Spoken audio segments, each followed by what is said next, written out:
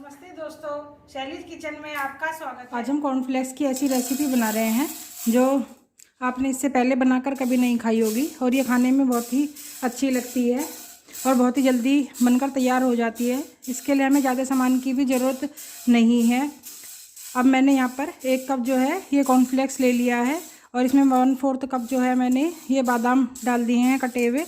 और अब हम बिल्कुल इन्हें लो फ्लेम पर 1 से 2 मिनट के लिए भून लेंगे ताकि इनमें बादाम और जो हमारा कॉर्नफ्लेक्स है इसमें क्रंचीनेस आ जाए। जब भी आपका कुछ मीठा खाने का मन करे तो आप इस रेसिपी को जल्दी से बनाकर तैयार कर सकते हैं। मैंने यहाँ पर 1 ही कप कॉर्नफ्लेक्स लिया है। अगर आपकी इच्छा हो तो आप इसे ज़्यादा क्वांटिटी में भी बनाकर रख सकते हैं, लेकिन मैंने 1 ही कप यहाँ पर कॉर्नफ्लेक्स लेकर उसी से मैं आज ये रेसिपी बनाऊँगी। अब हम इन्हें बिल्कुल लो टू मीडियम फ्लेम पर बस 1-2 मिनट के लिए ही रोस्ट करेंगे। ज़्यादा देर के लिए हमें इन्हें रोस्ट नहीं करना है। अगर हम ज़्यादा देर के लिए रोस्ट करेंगे तो जो हमारे बादाम हैं वो थोड़े से उनमें जले हुए की महक आने लगेगी और फिर जो हमारी रेसिपी है वो बिल्कुल भी अच्छी नहीं लगेगी। ये जो रेसिपी है ये बच्चों को ख़ास तौर से पसंद आती है, क्योंकि अभी मैं जो इसमें एक चीज़ आगे ऐड करूँगी वो बच्चों को बहुत ही पसंद आती है। वैसे तो बड़े लोग भी उसे बड़े चाव से खाते हैं, लेकिन बच्चों को ख़ास तौर से वो बहुत ही पसंद आती है। अब हमारे कॉर्नफ्लेक्स को रोस्ट होते हुए लगभग 2 मिनट हो गई हैं और हमारा जो कॉर्नफ्लेक्स है वो बिल्कुल अच्छे से भुन गया है। अब हम गैस की फ्लेम को ऑफ़ कर देते हैं और जो हमारे बादाम और कॉर्नफ्लेक्स है इन्हें एक बाउल में निकाल लेते हैं। अब मैंने मोर्डे कंपनी की जो ये डार्क कंपाउंड आता है ये ले लिया है।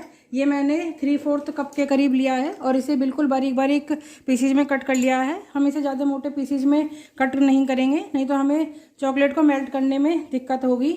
अब हम इसे पहले मेल्ट कर लेते हैं। अब मैंने यहाँ पर एक बर्तन में पानी बॉयल होने के लिए रख दिया था। गैस की फ्लेम को मैंने जो है बिल्कुल लो कर रखा है और पानी में अब हमारे उबाल आने लगा है और उसमें जो हमारा चॉकलेट का बाउल था वो रख देंगे। अगर आप चाहें तो आप इसे माइक्रोवेव में भी मेल्ट कर सकते हैं।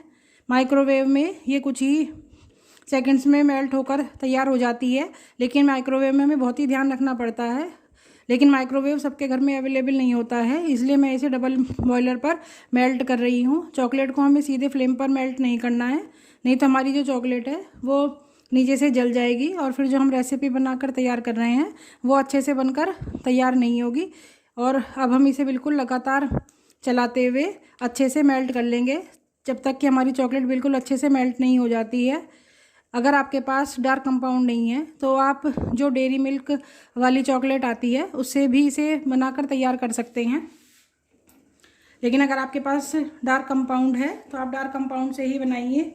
उससे हमारी जो रेसिपी है वो बहुत ही अच्छी बनकर तैयार होगी और ये कुछ ही मिनटों में बनकर तैयार हो जाती है। बहुत ज़्यादा टाइम टेकिंग रेसिपी नहीं है और खाने में जो है वो बहुत ही अच्छी लगती है। हम अपनी चॉकलेट को लगातार बिल्कुल चलाते रहेंगे, नहीं तो जो हमारी चॉकलेट है वो नीचे से लगने लगेगी और फिर हमारी चॉकलेट का टेक्सचर जो है वो ख़राब हो जाएगा। इसलिए हम बिल्कुल इसे लगातार चलाते रहेंगे। अब ये देखिए हमारी जो चॉकलेट है वो हल्का हल्का मेल्ट होनी स्टार्ट हो गई है। अगर हम इसके ज़्यादा मोटे पीसेस कट कर दें तो हमारी चॉकलेट को मेल्ट होने में बहुत ज़्यादा टाइम लगता, इसलिए हमने अपनी चॉकलेट को बिल्कुल छोटे छोटे पीसेज में कट किया था ताकि जो हमारी चॉकलेट है वो जल्दी मेल्ट हो जाए और हमें चॉकलेट को मेल्ट करने में कोई परेशानी ना हो। इसलिए हम अपनी चॉकलेट को बिल्कुल छोटे छोटे पीसेज में कट करते हैं। अब हमारी जो चॉकलेट है वो बिल्कुल मेल्ट हो गई है और इसमें बस 1-2 चंक्स ही मुझे चॉकलेट का दिख रहा है। और अब मैं गैस की फ्लेम को ऑफ़ कर देती हूँ और बिल्कुल लगातार चलाते हुए अपनी चॉकलेट को हम थोड़ी देर इसी तरह बाउल में रख कर हिलाते रहेंगे ताकि जो इसमें 1-2 चंक्स भी हैं चॉकलेट के वो भी बिल्कुल मेल्ट हो जाएं। अगर 1-2 चंक्स रह भी जाते हैं तो उससे कोई फ़र्क नहीं पड़ता है। जब हमारी बाइट में वो आएंगे चॉकलेट्स के चंक्स तो हमें खाने में और भी अच्छे लगेंगे। अब हमारी जो चॉकलेट है वो बिल्कुल अच्छे से मेल्ट हो गई है।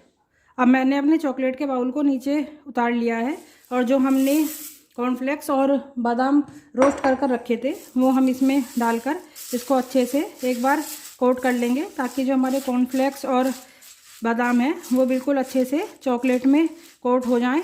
अगर आपको यहाँ पर लग रहा है कि आपकी चॉकलेट थोड़ी सी कम रह गई है तो आप चॉकलेट की क्वांटिटी को थोड़ी सी बढ़ा सकते हैं, लेकिन मैंने यहाँ पर 1 कप कॉर्नफ्लेक्स और 1/4 कप बादाम के लिए 3/4 कप जो है मेल्टेड चॉकलेट ली है। तो अब उतनी चॉकलेट हमारी जो रेसिपी है इसके लिए बिल्कुल सफिशेंट है। और अब हमने बिल्कुल अच्छे से जो चॉकलेट है अपने कॉर्नफ्लेक्स और बादाम पर अच्छे से कोट कर दी है। अब हम इसे एक तरफ रख लेते हैं। यहाँ पर मैंने ओडी का इको बेक बेकिंग पेपर लगा लिया है। ये बिल्कुल कन्वीनियंट है, हेज़ल फ्री है और रीयूजेबल है। और अब हम जो हमने ये कॉर्नफ्लेक्स इसमें अपने कोट कर कर रखे थे उन्हें बिल्कुल इस तरह से अनइवन करके फैला देंगे। हमें बहुत ज़्यादा शेप देने की ज़रूरत नहीं है। इस तरह से हम इन्हें एक बार रखते जाएंगे और इनको थोड़ी थोड़ी सी बिल्कुल बस हल्की हल्की सी शेप दे देंगे ताकि जो हमारी बाइट्स हैं वो खाने में अच्छी लगें। यहाँ पर मैंने एक स्पून की हेल्प से मैं इन्हें हल्की हल्की सी जो है अपने बेकिंग पेपर पर निकाल रही हूँ। अगर आपके पास ओडी का इको बेक बेकिंग पेपर नहीं है तो आप बटर पेपर भी यूज कर सकते हैं, उस पर भी ये आसानी से बनकर तैयार हो जाती हैं। और अब हम बिल्कुल थोड़ी थोड़ी सी जो है अपने ये कॉर्नफ्लेक्स ये अपने बेकिंग पेपर पर लगाते जाएंगे। ये बिल्कुल जब हम इन्हें खाएंगे तो इनमें एक बहुत ही अच्छा सा क्रंच आएगा जिससे ये सभी को खाने में बहुत ही अच्छे लगते हैं। और हल्का हल्का सा हम इन्हें चम्मच से प्रेस कर देंगे ताकि जब हम इन्हें उठाएं तो ये एक साथ ही उठे, अलग अलग ना हो। मैंने ये बिल्कुल थोड़े से शुगर स्प्रिंकल लिए हुए हैं, इससे हम अपने जो ये बाइट्स बनाई हैं इन्हें हल्का हल्का सा डेकोरेट कर देंगे। ये वैसे बिल्कुल ऑप्शनल है, अगर आपकी इच्छा ना हो तो आप इसे स्किप कर सकते हैं, लेकिन मेरे पास थे तो मैं थोड़े से डाल रही हूँ जिससे जो हमारी बाइट्स हैं वो देखने में थोड़ी सी अच्छी लगेंगी। और अब हम इसी तरह अपनी सारी बाइट्स को बनाकर तैयार कर लेते हैं। अपने कॉर्नफ्लेक्स और जो चॉकलेट और बादाम का मिक्सचर था उसे अपने बेकिंग पेपर पर अच्छे से फैला दिया है और अब हम इसे 2-3 मिनट के लिए फ्रिज में सेट होने के लिए रख देते हैं। मिलती हूँ 2-3 मिनट के बाद। अब मैंने इन्हें फ्रिज में 2-3 मिनट के लिए रख दिया था। ये बिल्कुल अच्छे से सेट हो गए हैं। देखिए बिल्कुल जो चॉकलेट है वो अच्छे से सेट हो गई है और बिल्कुल आसानी से ये हमारे बटर पेपर पर से निकल जा रहे हैं और ये बच्चों को खाने में बहुत ही अच्छी लगती है। और जब भी मीठा खाने का आपका मन करे तो आप इसे आसानी से खा सकते हैं।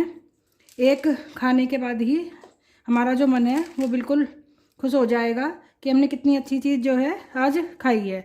अब मैं इन्हें एक प्लेट पर इसी तरह अच्छे से सर्व कर लेती हूँ। अब यहाँ पर मैंने एक प्लेट में इन्हें अच्छे से निकाल लिया है। ये देखिए कितनी अच्छी हमारी कॉर्नफ्लेक्स आलमंड क्रंची बाइट बनकर तैयार हुई हैं और ये देखने में भी बहुत ही सुंदर लग रही हैं। ये देखिए मैं पास से दिखाती हूँ आपको कि कितनी अच्छी हमारी जो ये रेसिपी है ये बनकर तैयार हुई है और ये बहुत ही जल्दी बनकर तैयार हो जाती है। आप मेरी रेसिपी को ज़रूर ट्राई करें और मुझे कमेंट करके बताइए कि आपको मेरी रेसिपी कैसी लगी। अगर आपको मेरी रेसिपी पसंद आई हो तो इस वीडियो को लाइक करें, ज़्यादा से ज़्यादा शेयर करें और मेरे चैनल पर नए हैं तो मेरे चैनल को सब्सक्राइब करना बिल्कुल भी ना भूलें। Thank you.